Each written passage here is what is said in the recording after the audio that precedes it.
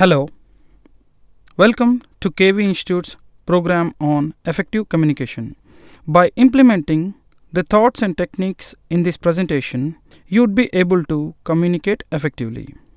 Through this part of the program, we offer an exciting and innovative way and approach to develop your communication skills. Let's see more about effective communication. Every person you speak with is an individual. So, often people tend to treat everyone in the same way. The best way to communicate effectively is to adapt your communication style. Let us go through the styles of communication. They are direct communication, analyzing communication, collaborating communication, and influencing communication. Direct communication. Direct communication is focused on taking action and getting the results. This type of communication is very direct, specific, and precise. Direct communicators normally have a clear thought process and a very clear opinions. They have absolute terms, and these are people who tend to see things in black and white. People who have this type of communication are go-getters, and they at most of the times avoid delays. To be an effective communicator, you should be specific, be able to give complete information, be able to speak confidently, and be able to focus on the task. Now, analytic communication. Analytic communication is focused on analysis and accuracy. This type of communication style centers on classifying and correcting information. Analytic communicators have a great vision over quality, and they identify problems and they seek resolution of the particular problem. They tend to be unhappy. They sometimes tend to be more picky type. To be effective with analytic communicators, you should be able to provide complete details, be able to respect their ideas, and be able to appreciate their ability to identify problems. Now, collaborating communication. Collaborative communication looks forward for agreement and consensus. Collaborating communicators most of the times tend to avoid arguments. The most important factor of this type of communication is they tend to achieve goals and they express willingness to do everything they can to achieve their goals. To be more effective with collaborative communicators, you should be cautious to allow them to express their opinions, be cautious on providing opinions, and be able to avoid making statements such as either or as such. Influencing communication. This type of communication normally starts with knowing each other before coming to actual business conversation. Influencing type of communication is liked by others. This type of style consists of social talking. Influencing communicators tend to speak about social aspect to increase the rapport. They tend to be more diplomatic and have great emphasis on the facts. To be more effective with influencing communicators, you should be able to allow some time for social communication before business conversation. You should also be able to set clear deadlines and check in on their progress regularly. You should also be able to appreciate their ability to motivate and inspire others. Now let us see the stages of communication. There are 5 stages of communication. They are sender, message, medium, recipient, and feedback. Sender. As the creator and sender of the message, it is very important for you to focus on the way you communicate. The following are the important aspects which you need to concentrate while sending a message: your attitude and your approach towards that particular person and situation, your immediate surroundings, your culture, your emotions, language skills, your education, and your job status. These are the important factors which you convey to the other person when you are sending a message. Let's know something more about message. The message consists of both oral and written messages. The message is the idea and view which you would like to communicate. The following are the important factors you need to focus on while communicating a message. What needs to be included? How the ideas and views are interpreted? How the message would affect your relation? So, whenever you send a message, keep in mind all these three aspects and how the other person would react to these questions. Medium. Medium of communication can be determined by the urgency of the message. The medium is the method which you choose for your message. Let us see some of the medium of communication: face-to-face conversation, phone call, an email, a text message, a letter, or social media. Now let's know about recipient. Recipient. The recipient is a person or a group who receives the message. The recipient will be affected by same factors as the sender, such as attitudes, surroundings, culture, emotion, etc. This is the person who reacts to your message and who would receive your message. Feedback. To know whether the communication process is completed or not, you need to get feedback, such as in oral communication or face-to-face communication. In face-to-face communication, there would be a nod, smile, yes or no responses. However, in email and telephone communication, you can hear voice, and email you can get a reply. Let's see some of the effects of not communicating well. They are misunderstanding, loss of business, threat to a relationship, loss of faith and trust, wrong or no action taken, threat for a conflict, loss of valuable time. To avoid all these, you need to follow some of the tips for effective communication. You should never overlook the power of speech and sight. Personal interaction always develops better relationships. So always try to, most of the times, communicate in person. Always try to consistently learn new things and develop your communication skills by getting feedback. Accept feedback whenever someone says something to you and work accordingly on that particular feedback. Never blame others for your own communication weaknesses. You are the person who would be responsible for your weaknesses. So you need to work on your weaknesses and improve your communication. Always try to concentrate and focus on the stages of communication and how effectively you would be able to communicate, and the message you are forwarding, how the sender receives it and reacts to it. Now let's go through email etiquette. Let's see what you would be learning from this particular chapter. Meaning and use of the email, types of emails, how to communicate effectively through an email, and email etiquette. Email etiquette. When compared to face-to-face communication, email is very easy to interpret as there is no concept of facial expression or voice. Every one of us would have at least once or more than once have had the experience of misunderstanding an email. That is the reason it is important to learn some email writing skills before you start sending emails. There are three important factors of email etiquette. They are understanding, structuring, and proofreading. Understanding. This is understanding your audience. Before trying to understand your audience, you need to ascertain certain factors such as who you are writing for, why are you writing, what is the recipient expecting from you or someone else, how will your message influence the reader, who you are writing for. Always try to figure out who you are writing for. This will help you to place the exact information you are trying to communicate in the message. Why are you writing? Try to ask yourself why are you writing that particular email. This helps you to be concise and also helps you to provide correct information about the message, and also helps you to keep the message related only to the reader and the subject. What is the recipient expecting from you or someone else?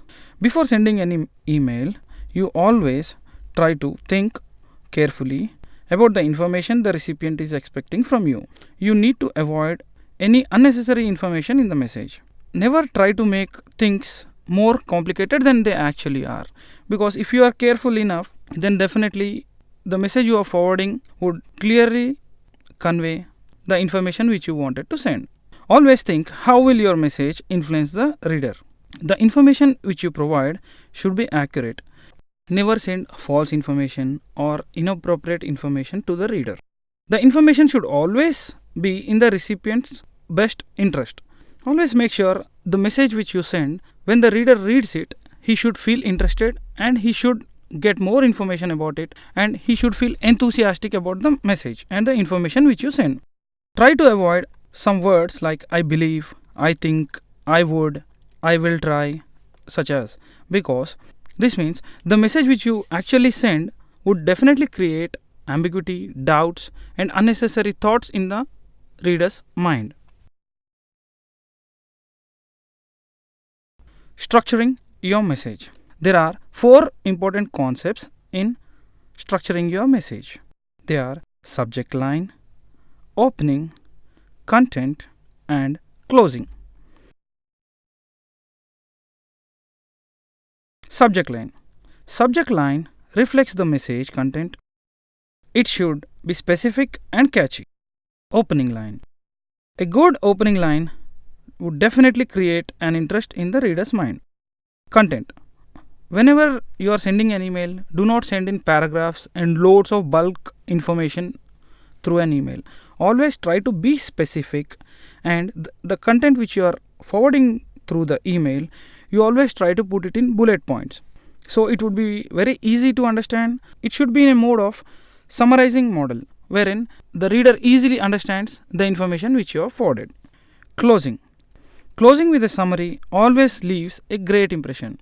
Whenever you send an email, always try to summarize in the last paragraph and clearly mention your opinion and what you are expecting from the reader. Now, the most important aspect of sending an email would be proofreading your message. To ensure a professional language and to make sure your email is error free, you need to make a habit of proofreading your emails. Let us see some of the important proofreading guidelines, which is language, meaning, spelling, punctuation, and casing. Language. Always try to be clear and concise on your business language. Meaning. Make sure that the meaning of the message is correct and accurate. Spelling. Always spell check for grammatical errors using spell checker. Punctuation. Whenever you send emails, check for punctuation marks like question marks, periods, commas, and appropriate punctuation accordingly. Casing. An appropriate casing like sentence casing, initial caps, and lowercase, you should be able to determine how you should use them appropriately. Always make a habit of reading your emails before sending, and also keep in mind you need to add recipient list at the end of all the above procedures only. This avoids a situation where you sometimes tend to click send button before following the guidelines like proofreading or the language and the meaning. Read aloud. You be in the reader's place and read the message and try to understand whether there are any errors or whether you are getting the correct information accordingly or not. Now, let's go through telephone etiquette. From this chapter, you'd be able to know the use of telephone, types of telephone conversations, how to communicate through telephone, and telephone etiquette. Why someone would communicate through a telephone? Because its speed, it is fast, and it is reliable, and it is a mode of personal communication. And also you'd be able to get an instant feedback on the message. In the field of communication, telephone is undoubtedly the most important tool. To make timely decisions which make a very big difference, telephone communication is the best way of communication to choose. Speed. Instead of writing a letter or drafting an email, the telephone is a much quicker tool. It needs just to dial a number. Personal communication. Telephone creates an opportunity to hear other person's voice straight away. Though you might not be able to see the person, you can hear the voice and use your imagination to build the rapport. You can always receive an instant feedback over the telephone. You can discuss the topics in detail and make the decisions accordingly. Let's see how to become a thoughtful communicator. Always try to pick the call with full attention. To build up your relationships, always speak friendly and in a bit of an informal tone. It creates rapport very quickly.